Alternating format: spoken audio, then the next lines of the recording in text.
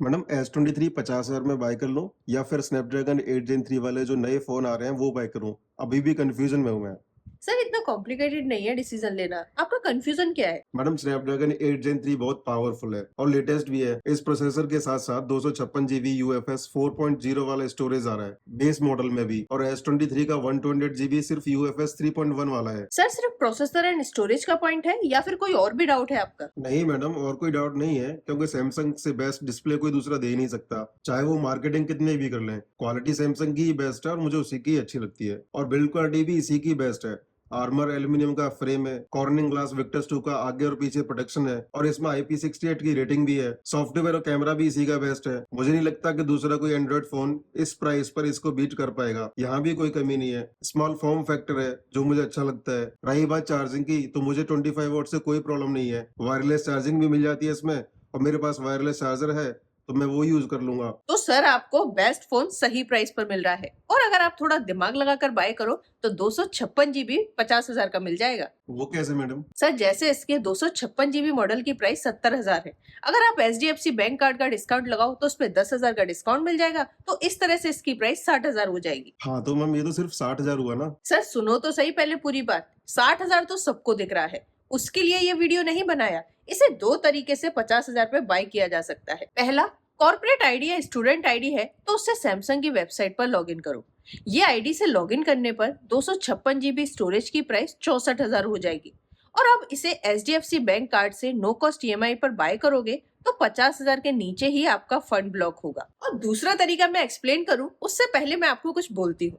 अगर आप phone bye करोगे तो एक अच्छा स्क्रीन प्रोटेक्टर भी बाय करोगे, क्योंकि इसमें अल्ट्रासोनिक फिंगरप्रिंट सेंसर है। एक अच्छा कवर भी बाय करोगे और एक सैमसंग का अडेप्टर भी बाय कर सकते हो अगर आपके पास अडेप्टर नहीं है तो। हाँ मैम, अच्छा स्क्रीन प्रोटेक्टर तो बाय करना पड़ेगा और केस भी बाय करना पड़ेगा, और मैं अच्छी क्वालिटी के बाय करूंगा तो उसके लिए लगभग 2-3 हजार तो खर्च हो ही जाएंगे। तो सर नॉर्मल फोन नंबर या ईमेल आईडी से लॉगिन करो और अपना रेफरल कोड यूज करो, और कोशिश करो कि आपको अपने किसी फ्रेंड से रेफरल कोड मिल जाए। रेफरल कोड से लगभग 3500 रुपए का इंस्टेंट डिस्काउंट मिल जाएगा। और ये फोन सैमसंग वेबसाइट से बाय करोगे तो स्मार्ट क्लब पॉइंट्स भी मिल जाएंगे जो लगभग 1400 रुपए के होंगे, और जो आपका फ्रेंड आपको रेफर कर रहा है उसे 1500 रुपए का कूपन मिल जाएगा। तो जो आपको पॉइंट्स मिलेंगे उससे आप स्क्रीन प्रोटेक्टर ऑर्डर कर लेना, और आपके फ्रेंड को जो कूपन मिलेगा उससे आप अच्छा सा कवर ऑर्डर कर लेना। तो लगभग 3,000 रुपए यहाँ भी एडजस्ट हो गए। वैसे आप लोग भी अपना रेफरल कोड शेयर कर सकते हैं, तो आपको भी 1500 रुपए का कूपन मिल जाएगा अगर किसी ने ये यूज किया तो। ये सबसे आपको लगभग 16 से 16,500 का फायदा हो जाएगा। मतलब फोन की प्राइस 54,000 ही आ गई जो कॉर्पोरेट आईडी से आती है। अब यहाँ भी नो कॉस्ट EMI लगा दो तो 50,000 के नीचे ही आ जाएगा phone. Hopefully you understand this point. अभी आप ये मत बोलना कि मैडम इतना कैलकुलेशन कौन करता है। तो सर अगर आपको बेस्ट फोन कम प्राइस पर बाय करना है तो ये सब तो करना ही पड़ेगा। मैडम, आप सैमसंग के प्रोडक्ट के लिए इतने अच्छे से एक्सप्लेन कर रहे हो, आपको कुछ प्रॉफिट होता है क्या उससे? सर आपको जो समझना है वो समझिए, मैं तो बस कोशिश कर रही हूँ आपकी हेल्प करने की। अगर ये सब आपकी समझ से बाहर है तो आप कॉर्पोरेट आईडी लगाकर 128 GB 49,000 में बाय कर लो। UFS 3.1 भी बहुत फास्ट है, और अगर 4.0 ही लेना है तो 54,000 पर बाय कर लो। ठीक है मैम, मैं इसका 256 GB ऑर्डर कर लेता हूँ और अनबॉक्सिंग करने के लिए आपको दे दूंगा। लेकिन आपसे एक रिक्वेस्ट है, इसके फीचर्स को थोड़ा और डिटेल में एक्सप्लेन कर दो। ठीक है सर, ये रही एक्सप्लेनेशन। पहला पॉइंट है इस फोन की build quality, design and compact size. ये फोन फ्रंट एंड बैक में कॉर्निंग ग्लास विक्टर्स 2 के प्रोटेक्शन के साथ आता है, जो कि कोई दूसरा फोन इस प्राइस रेंज में प्रोवाइड नहीं करता। साइड फ्रेम आर्मर एल्यूमिनियम का है जो कि एक प्रीमियम क्वालिटी का है। इस फोन को मैं पहले भी 6 मंथ्स यूज कर चुकी हूँ, वो भी बिना किसी कवर के। और ये 6 मंथ्स में मैंने 2-3 जगह ट्रेवल भी किया और फोन को रफ तरीके से यूज किया, फिर भी इस पर एक भी स्क्रैच नहीं आया था। तो बिल्ड क्वालिटी इस फोन की सच में प्रीमियम लेवल की है। लुक वाइज भी ये फोन बहुत ज्यादा प्रीमियम लगता है। कुछ लोग डिजाइन को लेकर इसे नेगेटिव बोलते हैं कि इसकी डिजाइन सैमसंग के 20,000 रुपए वाले फोन के जैसी ही है, लेकिन शायद उन लोगों ने ये फोन कभी यूज ही नहीं किया होगा, इसलिए वो ऐसे कमेंट करते हैं। अगर वो लोग इस फोन को यूज करेंगे तब समझ में आएगा कि 20,000 वाले फोन में और 60,000 वाले फोन में कितना डिफरेंस है। यहाँ एकदम मिनिमम लेवल की डिजाइन है। आज की डेट में ज्यादातर फोन यूज करने के पॉइंट से बहुत अनकंफर्टेबल हो गए हैं, उनकी बड़ी बड़ी डिस्प्ले साइज की वजह से। ये एक कॉम्पैक्ट फोन है जिसे एक हाथ से भी इजीली यूज किया जा सकता है। इससे ज्यादा कंफर्टेबल फोन शायद ही कोई दूसरा होगा। iPhone 15 एंड Pixel 8 भी इसकी ही कैटेगरी में आते हैं। बहुत सारे लोग इस चीज को इग्नोर कर देते हैं कि फोन यूज करने में कितना कंफर्टेबल होगा। ज्यादातर लोगों के पास वजह होती है कॉम्पैक्ट साइज फोन की कि बैटरी लाइफ कम मिलती है और हीटिंग इशू होने लगते हैं। लेकिन इस फोन में ये दोनों ही प्रॉब्लम नहीं है, जो कि मैं डिटेल में आगे एक्सप्लेन करती हूँ। Best class ultrasonic fingerprint sensor है यहाँ और नॉक्स की हार्डवेयर लेवल की सिक्योरिटी। हार्डवेयर लेवल की सिक्योरिटी को इंपॉर्टेंस देना जरूरी है। यहाँ 6.1 इंच की 120 हर्ट्ज वाली डायनामिक एमोलेड 2x डिस्प्ले है। यहाँ भी मैं ये क्लियर बोलना चाहूंगी कि किसी भी फोन की मार्केटिंग कितनी भी कर लो, लेकिन डिस्प्ले क्वालिटी इस प्राइस रेंज में S23 की ही बेस्ट है। यहाँ कंटेंट वॉचिंग एक्सपीरियंस बहुत ही ज्यादा इमर्सिव लगता है। इसका एस्पेक्ट रेशियो भी ऐसा है कि कोई भी मूवी या फिर यूट्यूब पर वीडियो देखें तो वीडियो किसी भी एंगल से कट नहीं होता। 120 हर्ट्ज की एडेप्टिव रिफ्रेश रेट है और वन यूआई बहुत ऑप्टिमाइज्ड यूआई है, तो ये फोन एकदम मक्खन की तरह चलता है। और यहाँ ये भी इशू नहीं कि कुछ ऐप सिर्फ 60 हर्ट्ज पर ही चले, क्योंकि ज्यादातर एंड्रॉइड फोन 120 हर्ट्ज की रिफ्रेश रेट तो दे देते हैं, लेकिन प्रैक्टिकली बहुत सारे ऐप्स सिर्फ 60 हर्ट्ज पर ही चलते हैं। सैमसंग की वन यूआई एंड्रॉइड में सबसे ज्यादा फीचर्स के साथ आती है। वन यूआई 6 के लिए मैं ऑलरेडी 2 वीडियोस बना चुकी हूँ, जहां मैंने वन यूआई 6 के सारे फीचर्स एक्सप्लेन किए हैं। ये पिक्सल की तरह एकदम क्लीन यूआई तो नहीं है, क्योंकि यहाँ सैमसंग अपने एप्स भी ऐड करता है, लेकिन कुछ ब्रांड्स की तरह यहाँ फालतू के एड्स देखने को नहीं मिलते। यूआई से रिलेटेड एक और पॉइंट है कि ज्यादातर फोन जो इस प्राइस पर लॉन्च होंगे वो सिर्फ 3 ओएस अपडेट ही प्रोवाइड करेंगे, और इस फोन में वन यूआई 6 के बाद भी 3 ओएस अपडेट और मिलेंगे। तो ओएस अपडेट के मैटर से भी ये फोन किसी से भी पीछे नहीं, सिर्फ पिक्सल 8 को छोड़कर। स्नैपड्रैगन 8 Gen 2 अभी तक का मुझे सबसे ज्यादा ऑप्टिमाइज्ड प्रोसेसर लगता है।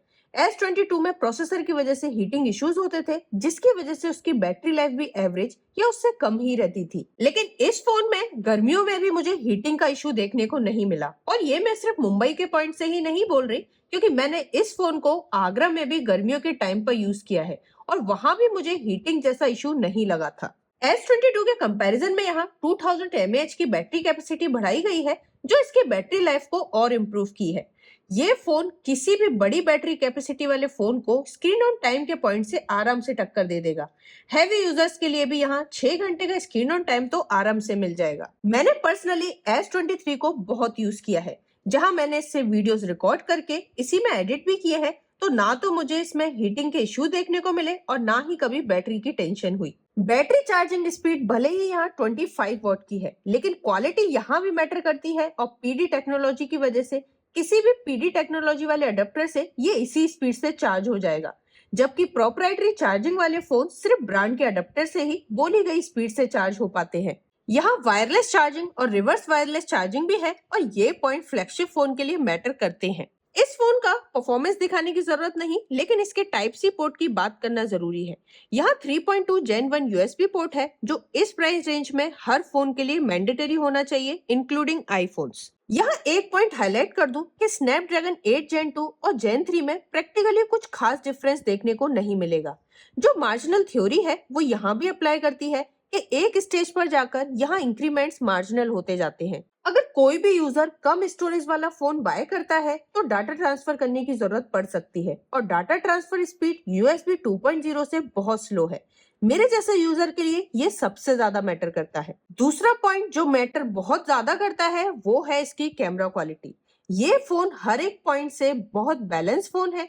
कैमरा क्वालिटी तो यहाँ सिर्फ pixel 8 and iPhone 15 he match कर सकते हैं। मेन सेंसर हो या फिर टेलीफोटो, यहाँ फोटो क्वालिटी बहुत शानदार है, और मेरे पॉइंट से कैमरा क्वालिटी वही अच्छी होती है जो स्किन टोन नेचुरल रखने की कोशिश करे और फोटोज में डिटेल भी बराबर हो।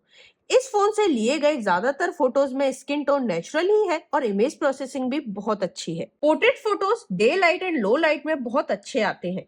इसके 3x टेलीफोटो सेंसर से पोर्ट्रेट पिक्स में एज डिटेक्शन भी परफेक्ट जैसा है। वीडियो क्वालिटी 4K 60 FPS पर बहुत अच्छी है, और कंटेंट क्रिएटर भी इस पर पूरी तरह से ट्रस्ट कर सकते हैं।